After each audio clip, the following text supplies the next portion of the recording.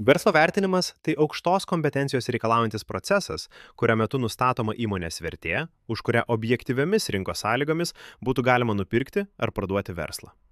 Paprastai vertinimas remiasi verslo finansiniais rezultatais, rinkos sąlygomis ir ateities perspektyvomis. Tai labai svarbus įrankis priimant strateginius sprendimus, tokius kaip įmonės pirkimas ar pardavimas, investicijų pritraukimas, restruktūrizavimas ar susijungimai. Pagrindinis verslo vertinimo tikslas - objektyviai įvertinti, kiek įmonė yra verta konkrečių momentų, atsižvelgiant ne tiek į esamą situaciją, bet labiau į jos gebėjimą generuoti vertę ateityje. Vertinimas padeda sumažinti neapibrėžtumą ir suteikia pagrindą teisingiams finansiniams sprendimams.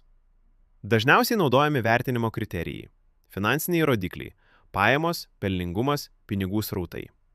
Palyginamieji rodikliai - tai įvairūs sąlyginiai rodikliai, kurie turi įtakos verslo vertei.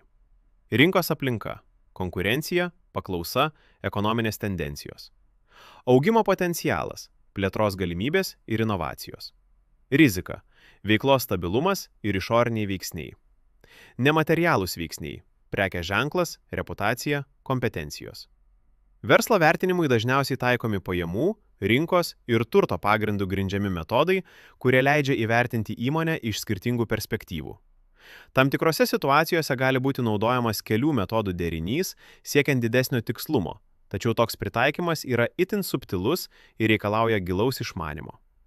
Tinkamai atliktas verslo vertinimas yra vienintelis kelias į sėkmingą verslo pardavimą ar pirkimą.